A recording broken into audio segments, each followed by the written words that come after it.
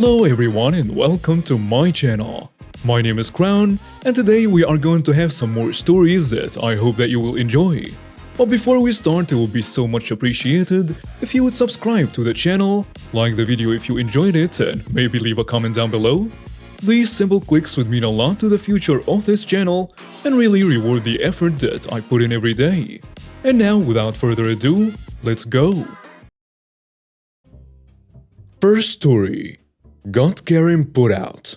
This is one of those rare instances where the landlord and tenant got along and were on the same side. I, 35 male, had moved into a duplex in Atlanta with my then girlfriend and her son. Our neighbors at the start were so cool. We'll forever miss them. But they moved on and were replaced with Satan's estranged daughter. This was 2014-2015 before the Karen phenomenon. But she was a textbook definition. Single woman, mid-50s, 2 big dogs, and way too many cats. At first she kept to herself, so we did the polite thing when we passed each other. Just smiled and waved. To go on from here, I need to illustrate the geography. Our duplex sat sideways on a low hill. Mine and girlfriend's unit was on the high side of the hill, so Karen's side was on the low end. The housing units were at the same level, and we each had a separate garage. The garages were both side by side, both under her unit. There was no stairway access to the garages. Only way in was a garage door. There was a shared driveway that came in from the low side and right turned into the garages. As such, the sideway from the driveway went past her unit. It ended at the center of the house where the 2 separate entrances were located. Our side had no sidewalk because there was no need for one.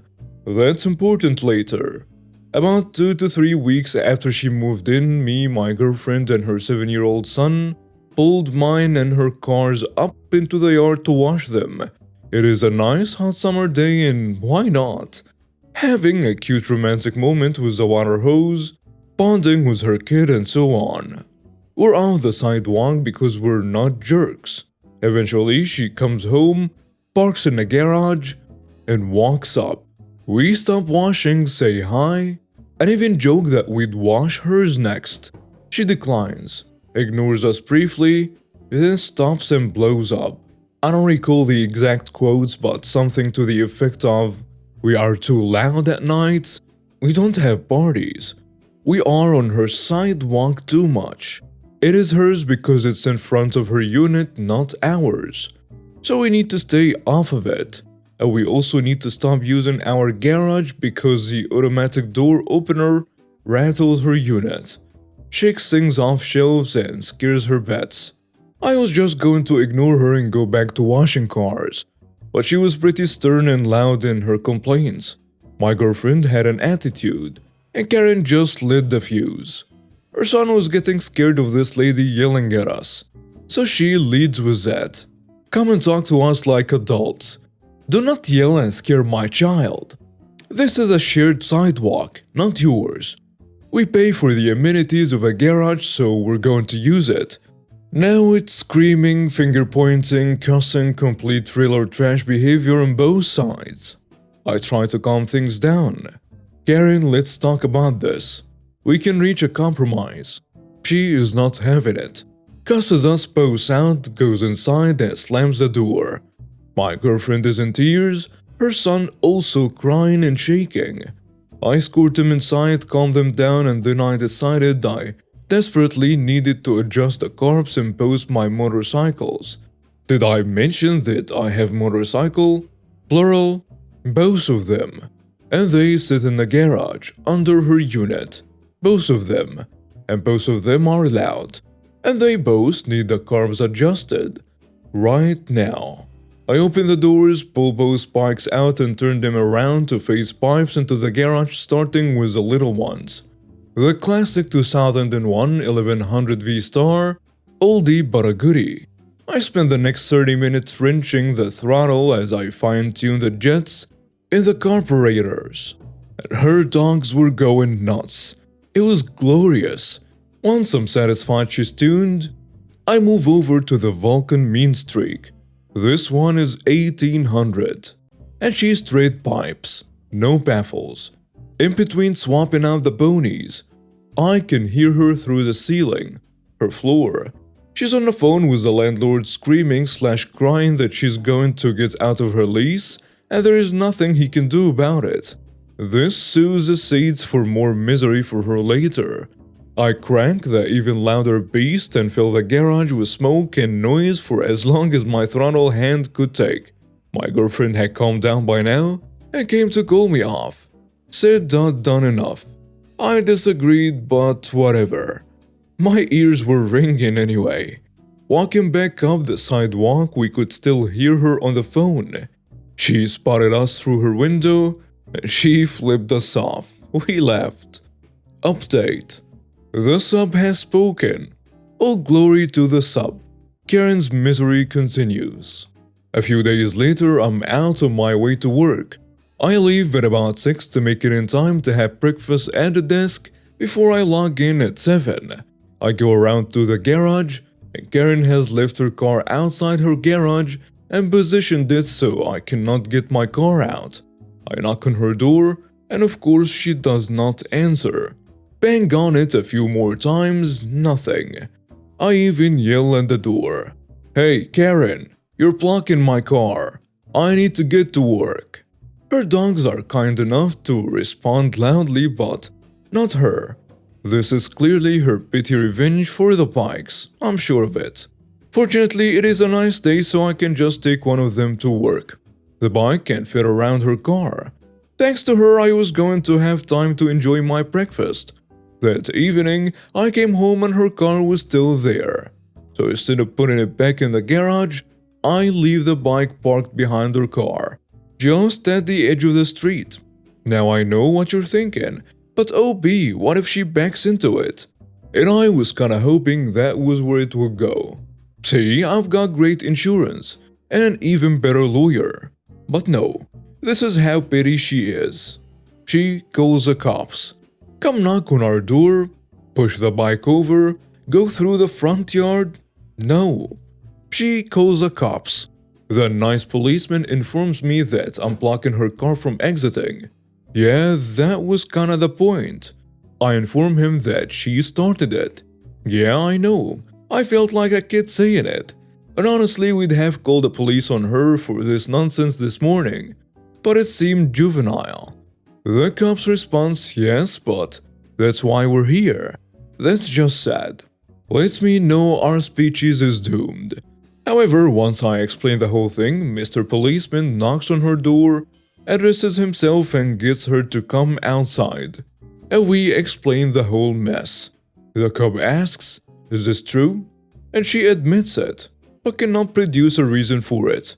The cop scolded us both to stop blocking the driveway. Says he doesn't want to have to come back out to our residence again. Huh. Yeah, okay. That weekend we went over to the neighbors for a few drinks. No, not that one. She doesn't like us. The next duplex over, their Porsche is about 30 feet or so from the original scene of the crime. The garages. We're not being too loud. No music. Just a handful of us cooking out and drinking beers. Oh, and among the guests this evening is our landlord himself. Did I mention we were on good terms with him? So anyway, sure enough, the nice policeman comes by. It is not the same officer as time, but nonetheless. He comes to the deck, flashlight in hand, says he got a noise complaint call. Clearly it was her. But what is rip-bustingly hilarious is that the officer said that noise complaint was placed by, wait for it, the landlord of the house. The landlord steps forward and says, funny, I don't remember calling to complain about myself. Once again, we explain everything to the officer. He chuckles, asks us to keep it down, and leaves. After that, my landlord goes over to her unit. Of course, she doesn't answer the door, but he speaks anyway, letting her know what she did was not cool, and she better not do it ever again. After that, we tried to avoid one another, Minor stuff like UPS packages dropped for her, we find it on our side and move it over. Later on, we'll hear through the door, "Keep your hands off my stuff," or other minor headaches that makes us wish her dogs would turn on her. Few weeks later, I got a promotion at work, so we threw a party. Sure enough, the cups were cold again. And this one was not placed by the landlord, but he was still there. He yells over at her door, "Hey Karen, this is getting old." This next instance I cannot quite take credit for, but Karen had built this obnoxious awning to cover her side of the Porsche out back. She never uses a Porsche, so why bother? However, I clearly remember a stipulation in our lease that says we are not allowed to modify the exterior of the units at all. Maybe hers is different. Maybe I should call landlord and find out. What's that? No? She doesn't get to make modifications either? Oh well, she did. So he makes her remove it. Again, because we're in good terms with him, he shares a tale with us. How she bitched, then begged, then relented. It was ear candy. Speaking of candy, come Halloween, I decorated the yard. I had heard from multiple neighbors of ours that their children were frightened of my front yard come Halloween. By this point, I should have guessed, though, that the lines were being drawn with Karen, figuratively and literally. I had to move some of my decorations, and that included the 15-foot ghost on the roof of the unit. I had to move it all the way over onto my side. So come Halloween night, we took my girlfriend's son out trick-or-treating, and literally every kid we saw, we told him to go by her place. She had the good candy, and lots of it, but she's old and hard of hearing, so you'll have to bang the door pretty hard. No, she won't mind. And now I realize this was also mean to the kids who went to her door, but Orsi sacrifices on the altar of pity. Final season. It's been about 10 plus months now. The cops hadn't had to come back out and no one had been cussed out in a while. One evening, we hear a splatter coming from the kitchen. Go in and find the pipe has busted under the sink and spraying. I quickly go out to the main and close it. But because this is a duplex, I've cut off water to her side as well. She's not home yet, so we call our buddy the landlord. The landlord comes and addresses the issue. A small part to fix it. Needs to run to Home Depot and be right back. Meanwhile, I type up a note for Karen's door. I let her know we had a leak. Had to shut off the water, but it should be fixed within an hour or two at max. Even thanked her for her understanding. While he's gone, we clean up the water. It was a lot. Then before he returns, we hear the splatter again. At first, I'm a little confused. I know I turned it off, but then it clicks. I go outside and there is Karen, holding a pipe wrench. "Hey, didn't you see my note?" "Yes, but my pets need water." "Yes, but now you're flooding our unit." "I don't care, I need water." My girlfriend comes out and goes off shouting, calling her a witch. Next door neighbors hear and come out. It is a show now. I go get my wrench to close the main valve again, but she won't move out of the way. She's literally blocking me. I half expected her to take her wrench to my head, so I back off. And sure enough, the landlord arrives to the show. Hey, we left her a note. She ignored it and started the water again. Wait, she what? Then he turns the light on to her, cussing her out. I take advantage of her distraction to go kill the water again. But at this point, it has been running long enough that the carpets are soaked. Pros have to be called out. Meanwhile, the landlord is still yelling at her. Alright, Karen, that's it. You're out of here. "But I've already signed next year's lease." Doesn't matter, tear it up. And I'm taking your deposit to pay for their damages. "But I don't have anywhere else to go." I couldn't help myself. I interjected. Hey Karen, I could have sworn I heard you talking about getting out of this place a few months ago, back when I was working on the bikes. She just blurted out, "Screw you." The default argument for anyone who has nothing else to say. Okay, anyway, she continues to argue and cry about her deposit.